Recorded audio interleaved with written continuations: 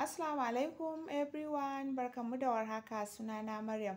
Yau insha Allahu za mu yi magana ne kan digital marketing. Menene digital marketing? So za mu fahimci menene digital marketing.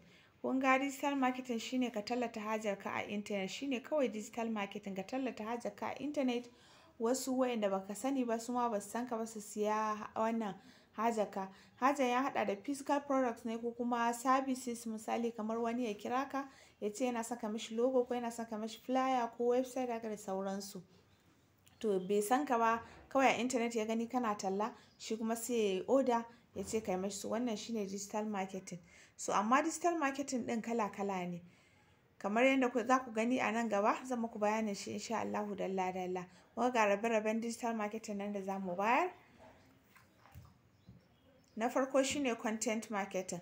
So shi content marketing shine kaman bloggers kenan.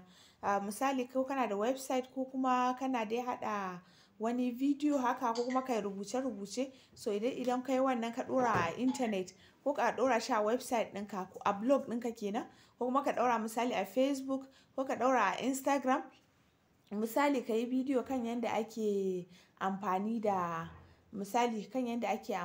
da bucket. So misali in kana wannan sai da wannan bucketin sai ka yi bidiyo kan yadda ake amfani da bucket, ko kuma kaman wasu wanda nake gani a wannan misali in kana sayar da blender shi ma sai ka yi bidiyo kan yadda zaka hada wannan juice din da wannan blender din. Misali yadda zaka hada wannan, zaka yi blending wannan, yadda zaka yi nika da wannan blender din. So kun ga ka yi bidiyo kan, shine content marketing. So idan ka dauki wannan bidiyon ka sanya ta a internet ko a blog ɗinka ko a YouTube ko a Instagram ko a Facebook, su kaga duk wannan shi ma marketing ne, saboda mutane za su koya, wani kuma zai zama yana da interest kan product din ko kuma kan shi abin naka sai siya. So wannan shine content marketing.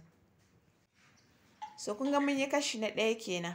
Idan muka je kuma wannan din type din na digital marketing, gashi nan mun zo number 2 shine SEO, search engine optimization kenan.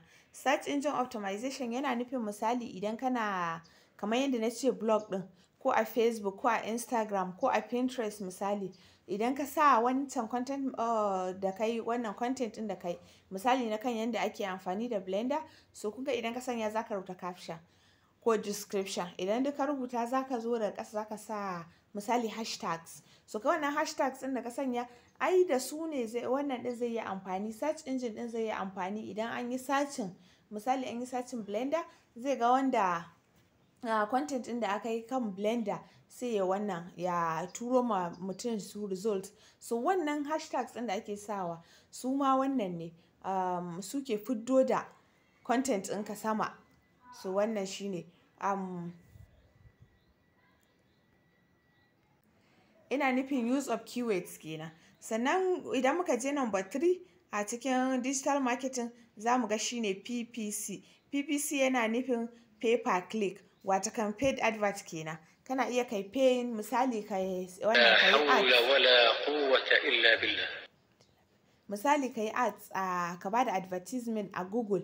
So kun ga idan ka bada advertisement a Google, duk click da aka yi, misali wani ya ga ad ɗinka a search engine ya yi searching, so da ya yi clicking ya je website ɗinka ko kuma ya yi clicking ya je da inda kake sayarwa, kun ga wannan za a ɗauki kuɗi saboda ka sanya duk click ɗaya ga kuɗin da za a ɗauka. So wannan shine pay per click, shi ma digital marketing ne. Kana tallata hajar ka ne online. So the next ba tare da ɓata lokaci ba shine social media marketing. So shi social media marketing din nan shine abin da yafi komai sauki wanda muke yi. Shine zaka samu mutane followers ko subscribers a social media ɗinka. Misali WhatsApp masu kallon viewing status ɗinka, ko Instagram haka masu waɗanda suka yi following ɗinka, ko Facebook haka, ko YouTube. So waɗannan idan suka yi following kaga, idan ka tallata hajarka su ma za su abin su. Wannan hanya ce ita ma ta tallata haja.